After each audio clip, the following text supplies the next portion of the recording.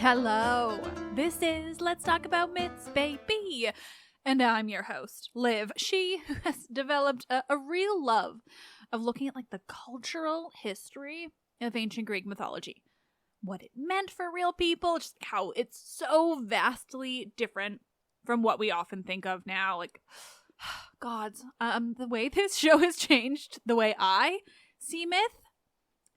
It's wild, and then I just get to share it all with you / inflicted upon you. Who's to say?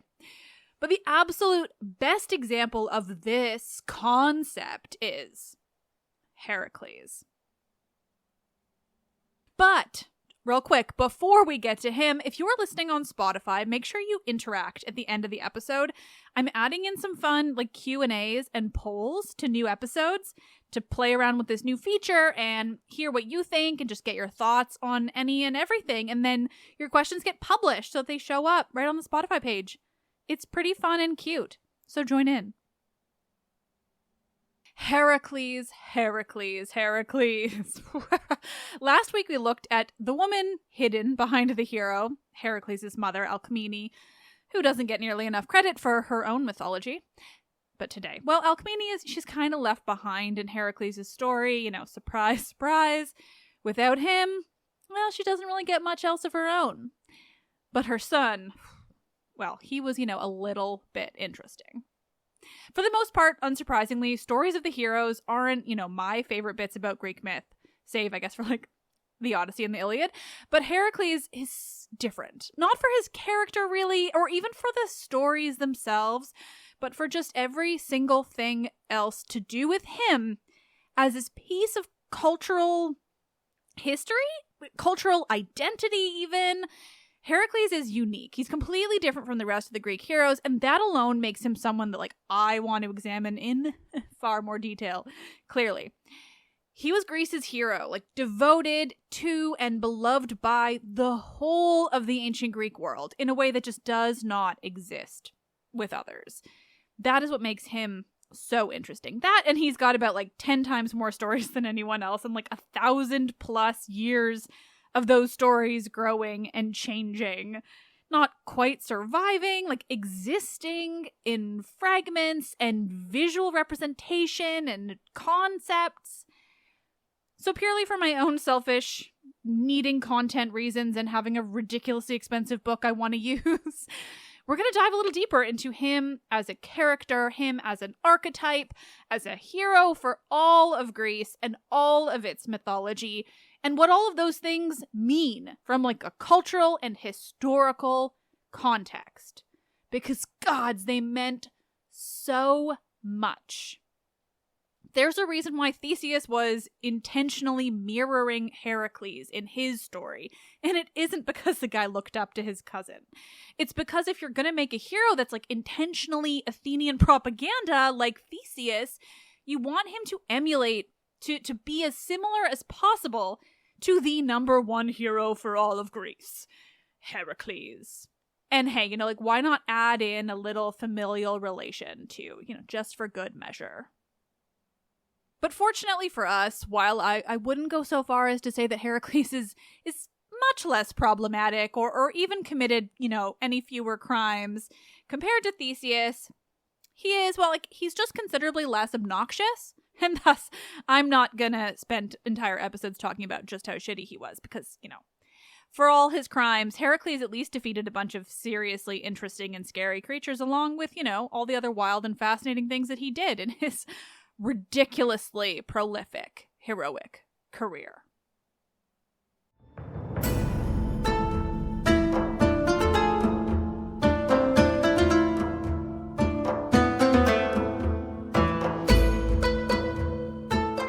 This is episode 229, Nobody Labors Like Heracles, the cultural history of the Panhellenic hero.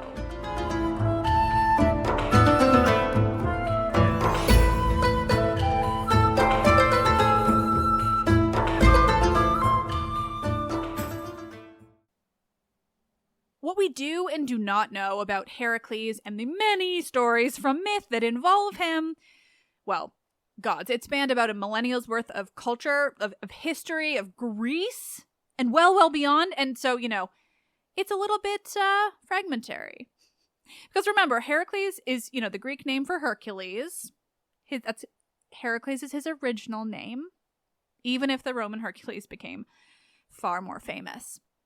Heracles survives in our earliest sources for Greek myth, and while that's true of a lot of the heroes, he still manages to differentiate himself from the others. He's a regional hero, but simultaneously he is the hero for all of Greece.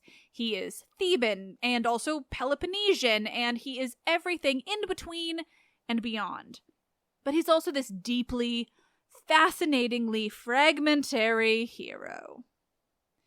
The details of Heracles' childhood are few and far between, at least when it comes to earlier sources. Until Pseudo-Apollodorus and some others writing while Greece is being ruled by the Roman Empire, so a good 8 or so, 100 years after a source like Homer, until that time, we have little about Heracles' childhood beyond some visual representations. Meanwhile, when Apollodorus does come along, he adds in all these details which, well, that's the nature of a character like this. The details and stories offered by Pseudo-Apollodorus might have been well known before his time, and it's maybe only that he survives to tell us about them.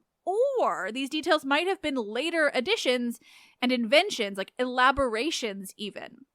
Unlike many of the other major heroes, Heracles didn't lose any of his fame or popularity, even after a good, 1,000 years of mythology and history had passed. The Romans took him on in a way that they did not bother with the others. He became immortal in a completely different way. And as a reminder, he's the only traditional hero who became explicitly immortal, an actual god in the mythology. Before the time of Pseudo-Apollodorus, though, we know of Heracles' mother, everything I shared with you last week, and we know that as a baby, he strangled a couple of snakes, basically confirming to everyone around him that he was going to be a totally normal child. Might be destined for some impressive things, though. But aside from that, there is little in the way of detail. Like, there's a piece of pottery from the late 6th century that depicts Heracles wandering off with Hermes, heading towards Chiron, we assume, for his hero training, I guess. Yes, think Danny DeVito. There is no other way to see the hero training than Danny DeVito as Phil in Disney's Hercules. A character who is a beautiful little amalgamation of real mythological characters. Chiron and Philoctetes, but smushed into a satyr. Okay, I'll stop. So we think maybe that's what Heracles did as a child. Maybe his parents knew what they had with him, after the whole snake incident, and they sent him off to train as this hero. But, well, that's a bit of a later construct, too, that there was any kind of hero training available. So maybe it was just that one painter who wanted that bit of his story to exist. Or there's the time he accidentally killed his music teacher, a nice man named Linus, who had a very unfortunate fate. That, too, existed mostly in pottery depictions, including, apparently, one where Heracles is literally swinging part of a stool at his teacher. I read this in a book without pictures, unfortunately. So maybe this, wasn't necessarily part of his story beyond artwork. In the case of the poor dead music teacher Linus, there's more evidence that it was like a pre-existing story. It actually appears on a few different pieces of art. And art is often overlooked as a way that we have learned Greek mythological stories, but it's actually an enormous source for so much of what we have had to interpret because text is lost. Because still, at least until Pseudo-Apollodorus, it does not survive in any text form.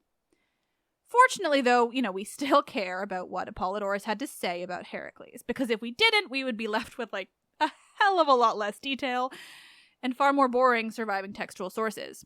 Because Apollodorus, while brief, gives us the deets.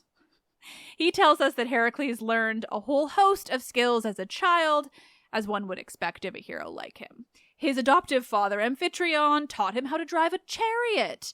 A guy named Autolycus, who we will hear from again in Heracles' wider story, taught him to wrestle. And remember, wrestling in ancient Greece is a seriously impressive and important skill. They did invent the Olympics, after all. They absolutely loved a good naked wrestling sesh between bros. So Autolycus taught him wrestling, and a man named Eurytus taught him to shoot a bow. Famous Castor of Troy, Apollodorus says, taught him swordsmanship. But no, don't think too hard about that one, because Castor absolutely, without question, should have been born well after Heracles. And then there was Linus. Linus, who taught Heracles music, and was even the brother of the one and only Orpheus, according to Apollodorus, which, again, don't think too hard about that, because there is no question that in this section, Apollodorus is really hyping up the importance of the people associated with Heracles' childhood, his learning, and his training. What little of mythological chronology that we can define is just being tossed right out of the window with this list. Still, Orpheus relation aside, Apollodorus tells us that Linus traveled to Thebes to teach young Heracles musical skills, but that he made the mistake of hitting Heracles during one of his lessons. I get the sense that Heracles didn't find himself to be particularly musically inclined, but he did, however, find himself unable to control his temper, like the good, strong, masculine man that he was. And so when Linus hit him, well, he flew into a rage and smashed a chair over the man's head, killing him. Flying into a rage and killing people is going to become a theme in Heracles' life, because toxic masculinity looked about the same in the ancient world as it does now. Heracles was very nearly punished for, straight up murdering a guy, but Apollodorus says that when he was on trial, he quoted a law of the underworld judge Rhadamanthus that basically meant that because Heracles saw it as self-defense, it wasn't murder. This is almost certainly like an invention, again, of this later time, like more of a means of introducing a concept that existed by the time this was being written, well into the Roman period. But it's interesting all the same, because if it was, based in an older mythology, I imagine it would have been the usual post-accidental murder plot point. You just have to seek some purification from another kingdom and all is forgiven. But that in itself, that it isn't handled that way is this fascinating extra detail that gives some insight into the time period of the sourcing and what might have influenced it. And yet it's kind of all we have when it comes to any kind of detail about this part of Heracles' life. And something similar is happening in what Apollodorus tells us next. That while Heracles was still young, he was only 18, he slew a lion on Mount Kithaeron outside of Thebes, which had been, terrorizing the region along with the nearby city of Thespia. It's only Apollodorus that adds in this lion, because it's not the Nemean lion that Heracles is so famous for. And yet Apollodorus uses this story to account for Heracles' famous lion skin hood. It's a kind of like almost retconning of the story, like a reason for him to have these iconic clothes before he ever gets to his labors. But it's also just a great example of this fact that everything is so fragmentary other than this really long-standing tradition of iconography, of art depicting Heracles, because in that case, he's always wearing that damn lion skin, and Apollodorus is accounting for that. And then there's the things that Heracles did in Thespia, according to Pseudo-Apollodorus. Picture that side-eye emoji here, would you?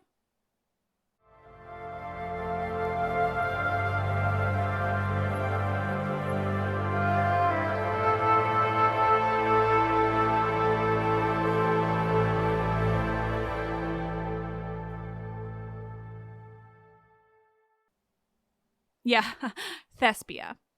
Phew, the things these late sources say about what went down in Thespia. See, around the time that Heracles was said to have defeated this lion, he also visited a king named Thespius. He will become the mythological founder of the region of Thespia. And, well, he was said to have had 50 daughters. Have you heard this one before? Yeah, so Heracles was said to have visited Thespius, and, well, honestly, this bit, it just needs to be read as a direct quote. It's hard to do it justice. this is how Apollodorus tells us Heracles' visit with Thespius went down. Quote, "The king entertained him for 50 days, and each night, as Hercules went forth to the hunt, Thespius bedded one of his daughters with him, 50 daughters having been born to him by Megamede, daughter of Arneus, for he was anxious that all of them should have children by Hercules." Yeah, 50 nights, 50 daughters. Iconic Heracles action right there, in more ways than one. But if you think that's wild, wait until you hear how the other late sources describe it. According to Diodorus, whose work doesn't survive, but he was referenced a lot by Plutarch, Heracles had sex with all 50 of the daughters of Thespius, not over 50 days, but just 7. So yeah, imagine how that might have gone down. Or better yet, Pausanias says that actually it was only 49 daughters, but that he did them all in a single fucking night. Pun not intended, but absolutely kept in after the fact. Pausanias also explains that he only had sex with 49 of them because one of them didn't want to. And of course that wouldn't stand, so she was punished by being made a priestess who would remain a virgin. That gross and sad detail aside, what this account does do is suggest that at least mythologically the other 49 were into it. Small wins. By almost all accounts, though, the end result is clear. 49 or 50 new babies by Heracles. But, well, it's important to remember that almost every reference to this comes from very, very late in the grand scheme of Heracles. So let's dive a bit deeper into what that means and why it matters. Now, full disclosure, this work by Diodorus, which I will mention again later, would have been written earlier than the others, somewhere around the 400s BCE. So, earlier. But this note about the daughters of Thespius is referenced in Plutarch, who is referencing Diodorus, but who is, of course, writing very late and during the Roman period. So it's tough to say whether this 50 daughters storyline existed in the earlier, more ancient Greek versions of his story, or whether it is this later invention to tie him to the region, something that came along closer to the Roman period. That's a major through line when it comes to Heracles' mythology. He traveled the Greek world and he fathered a lot of babies. Usually it seems fairly consensual too, because it's not really about him or the mother. It is about the procreation and the spreading of his, I'm gonna say it, his Heraclean seed. All around the Greek world. Just tying all these places to, the Greek hero. Because, of course, when it comes to these 50 or 49 daughters, making babies is the key to this story, as was aligning this mythological king with the founding of the region of Thespia. It's a very intentional story. And Thespia is an often overlooked area. You might remember they were actually one of the major forgotten polis of the Battle of Thermopylae. They were there too, Sparta. Now, I realize so far this episode has been, very narratively frustrating because Heracles, his childhood and his youth specifically, but honestly all of him is, narratively frustrating. But that only makes him and this cultural history surrounding him more worthy of our study.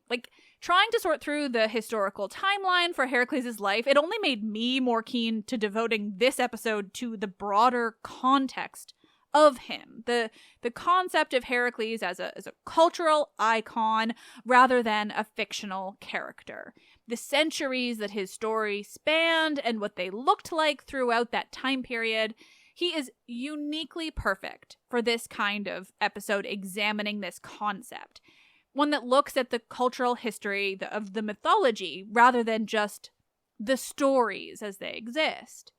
Because like I said, basically all that I've told you about, his younger years does not survive in any text form prior to, say, the 1st century CE, maybe a bit earlier. We're talking a good 700 or 800 years minimum after the stories of Heracles were probably first being told. And they could have been even older.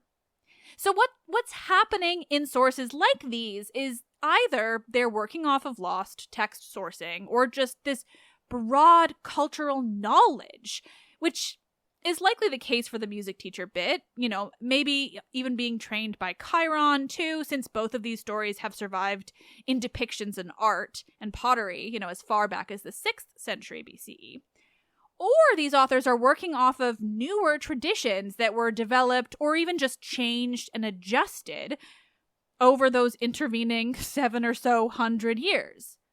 And that's what interests me, and I'm forcing it to interest you. But it's also one of the most important aspects of studying Heracles. Not only was he the most famous mythological hero from as far back as Homer, i.e., as far back as we possess today, but he remained that way. And the stories that surround him are evidence of that long-lasting importance in the broader ancient Mediterranean world.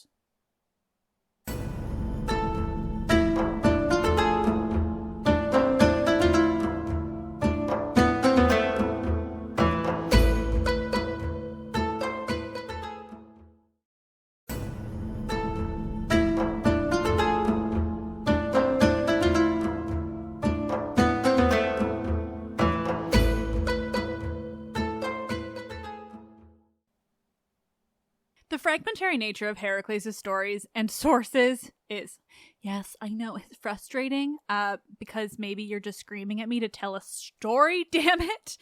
It's also an incredible example of how much of Heracles' story, as we know it now, was not necessarily ever written down in any detail prior to the later sources, or at least does not survive in any detail. Not because it wasn't a popular story or didn't exist at all, but simply because he was so popular, so important, that his stories were just broadly known across the ancient Greek world. It's certainly possible that when it comes to certain aspects of his story, written sources never existed, because something like that wasn't necessary when your entire culture broadly knows the stories and tells them to each other, passes them down to their children, depicts them in art. If that's the case, why bother recording it in any kind of major written source? But with that said, there are cases of lost or fragmentary sources that we do know existed. We just don't necessarily know what details they included, what depths they might have gone into, or what aspects of his many, many, many stories they might have covered. There was an epic called Heracles, essentially the deeds of Heracles, by a man named Pysandros of Rhodes, which it would have been written somewhere around the beginning of the 7th century BCE, so very old. Just like those references we have of him in Homer and Hesiod, though in that case, it was devoted to the hero completely. Apparently, from what we know, it might have focused more on some of Heracles' more obscure stories, at least those that are obscure to us now, rather than his labors, which are the most popular to us now, but might not have been in the ancient world. Aristotle, though, he was not a fan, but his complaints were more about the plot. Just because it's about one person does not a unified plot make, was essentially his argument. We know of other works that existed too, one by Heracles from the 5th century BCE, another by the very appropriately named Diodorus from Heracles that I mentioned earlier, which was seriously long. But what we don't know is what they actually talked about. And if they covered certain aspects of his life and stories, what those details might have actually been. By the time we do have surviving sources, the stories of Heracles would have been going around the entirety of the Greek world and far beyond for, like I said, nearly a millennia. So we get these people like Pseudo-Apollodorus, who gives us a straightforward and infinitely helpful account of his story. The other major surviving source, again from this later Imperial Roman time period, is Diodorus Siculus.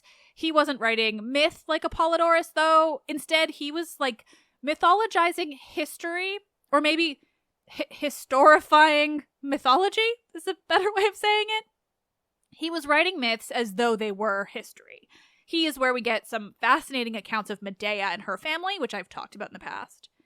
Diodorus Siculus summarizes, well, Heracles generally, but also definitely this episode of the podcast, when he said, quote, "For it is generally agreed that this man has come down to us, having surpassed in the greatness of the deeds he accomplished all those handed down in memory from antiquity.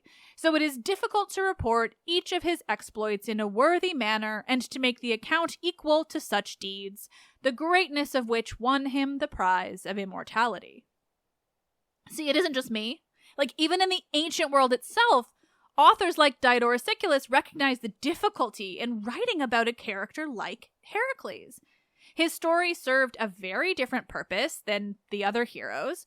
Perseus is probably the closest to Heracles we have in terms of his cultural relevance, and yet he doesn't come remotely close to Heracles in terms of stories or his general importance in the broader cultural history of the whole region.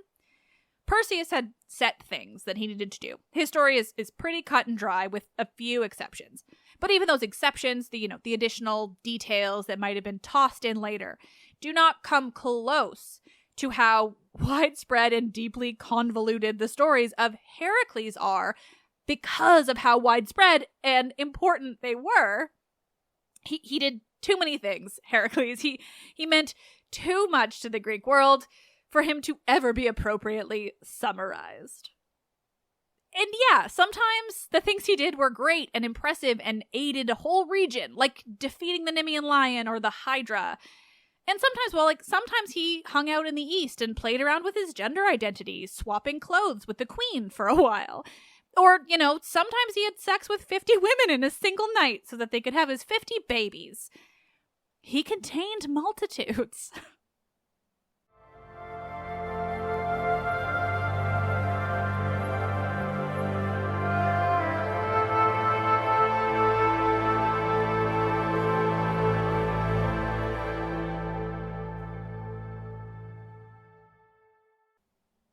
Remember in the old days of the podcast where I would just tell you the simplest version of a myth? Do you miss those days? Yeah, me neither. There's nothing wrong with reading myths in that way, in finding a chronologically and narratively satisfying take on the story and just going with that. Nothing wrong with that. Back then, I had a book of myths written by a scholar that just succinctly retold the stories, as if they existed in this way in the sources. That's the main source that I worked with back then. Now, though, my own knowledge base has grown so much that I absolutely love being able to tell you more about the cultural context, the how and the why, and obviously all the many varied versions. But I really think it's so important because unless you have access to this type of background, you really just come at it thinking hey, here's the story of Heracles. He did all these labors. He did all these things. It's just cut and dry in the sources. And oh my God, it's not. He's one of these characters that is both uniquely prolific in terms of versions, stories, everything and anything. The most prolific. It's annoying. But because he is all of those things, he's also one of the most confusing in that deeply satisfying kind of way. The stories of his labors, for instance, is often presented as one of the most straightforward aspects of his story. And yet, even there's just so much nuance. From as far back as the Iliad, we know that Heracles was the original Greek hero. He's mentioned in that epic often as a kind of predecessor to all the great heroes at Troy, many of whom claim to be descendants or relations of his in some way, because that made them even more impressive. But of course, his story was never straightforward, because if it were, it simply wouldn't be Greek myth at all. In the Iliad, while we know he was, major and important as shit, only one of his famous labors is ever mentioned. The time he traveled to the underworld to steal Cerberus. Hesiod, meanwhile, the other source we go for the earliest surviving aspects of myth, puts equal importance in Heracles. He's mentioned among other places in the Theogony, that oldest text that we have for the stories of the gods, beyond the war. There, more of his famous labors are mentioned, stealing the cattle of Geryon, defeating the Hydra and the Nemean lion. There's also, beyond his labors, mention of his interactions with the Hesperides and Atlas and Cerberus, but without the link to his labors. There's a list of all of the references to his labors in this companion book I've been using. You remember, it's the reason we returned to Heracles, because I'm determined to get my money's worth. But it lists many other sources throughout the history of Greek myth, which, over centuries detail bits and pieces of his labors. As far as we know from surviving bits and pieces, the first reference we have to all 12 of his famous labors isn't even in a text source, but it's depicted on the Temple of Zeus at Olympia. There we have all the labors referenced together in one place, though they're not even in the order that we see them in later text sources.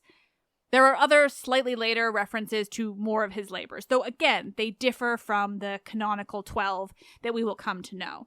Like in the Euripides play, Heracles, there are 12 things that he is said to have done, but they aren't all part of the generally accepted list of 12 labors. It isn't until the Hellenistic period, a good 500 years after sources like Homer and Hesiod, where we get the established canon 12 labors.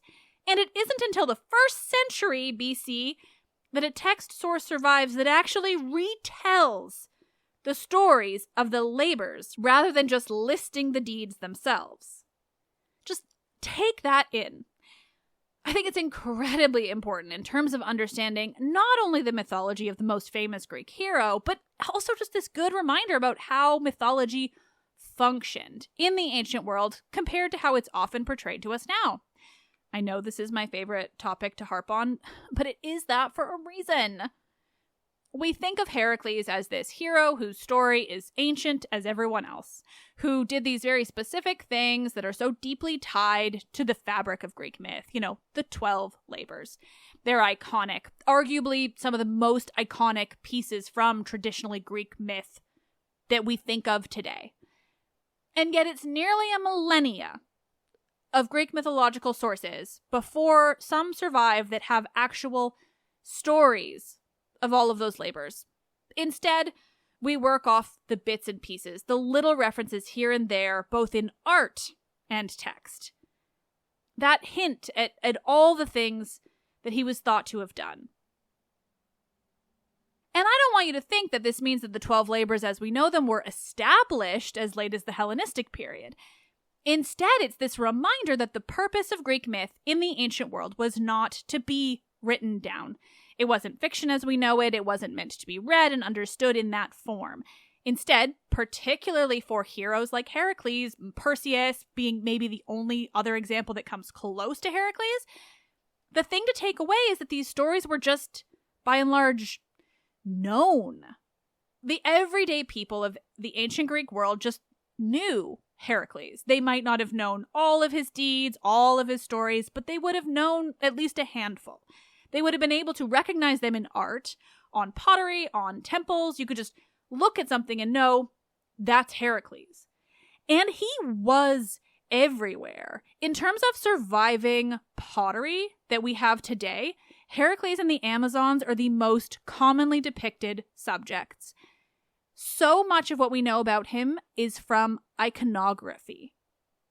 And the Temple of Zeus at Olympia is the best example of this. It dates to the 5th century BCE, so it's fairly old, but definitely, young in the grand scheme of myth, a good few hundred years later than Homer or Hesiod's work.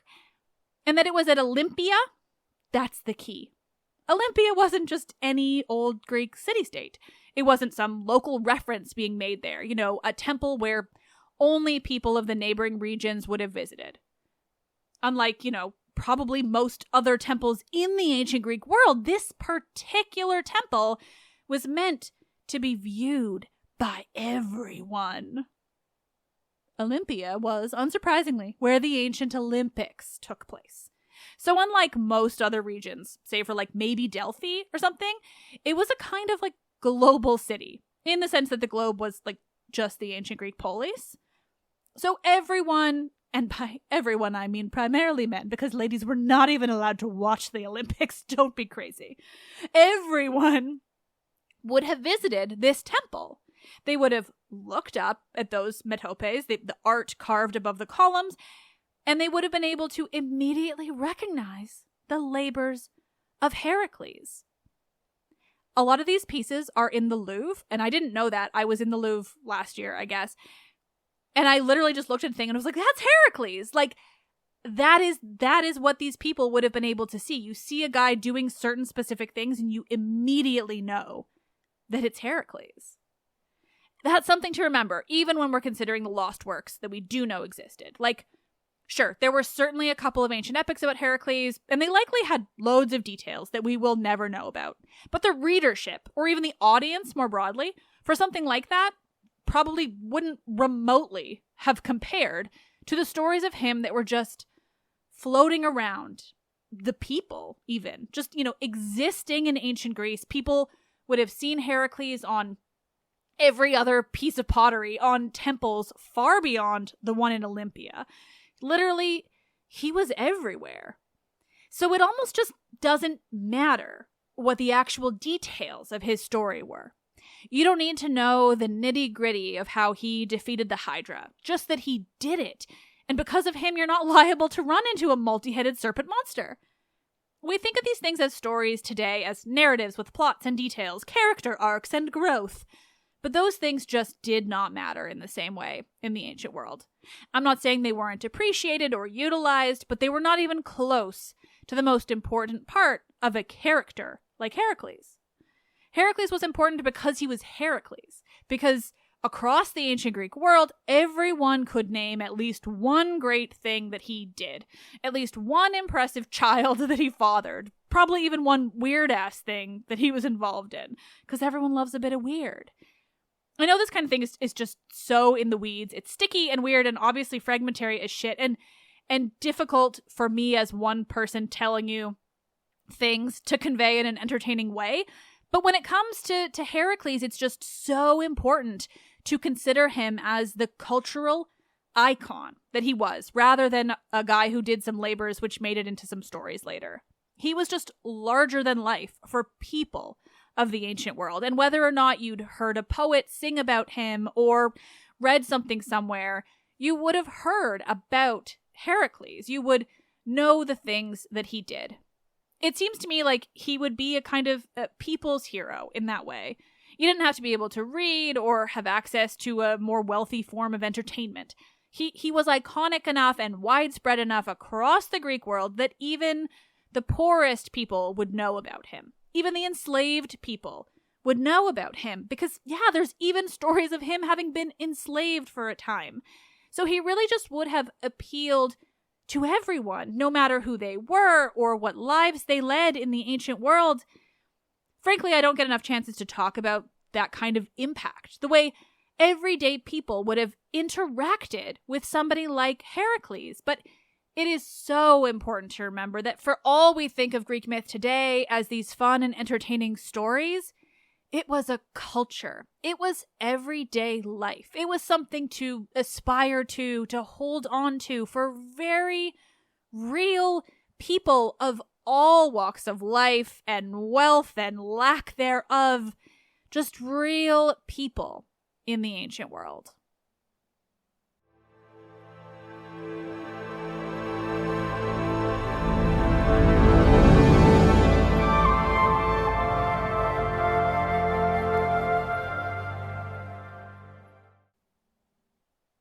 Nerds.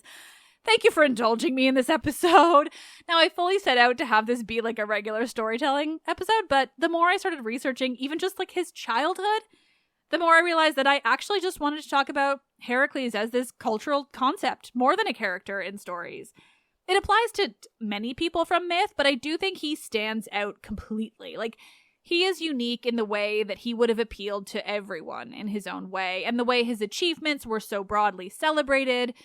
They made him a piece of ancient culture in this very real and visceral way.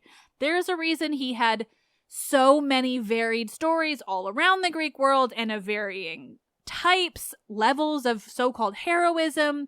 All of these things were meant to just make him appeal to, like, everyone. But before I leave Heracles for today, I have to tell you that I found out a little detail about his childhood that I didn't see in time to put into last week's episode, but it simply must be shared. See, it seems there's an alternate version to the whole baby Heracles strangling snakes sent by Hera story.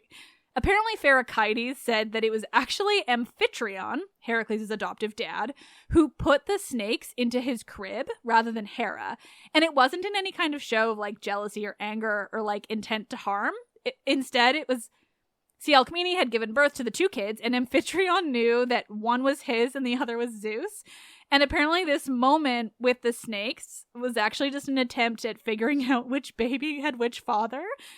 So he like dropped some snakes in on the children, and when Heracles' brother, Iphicles, ran away in fear and Heracles stood his ground, Amphitryon was able to know once and for all which son was his biologically and which was Zeus's.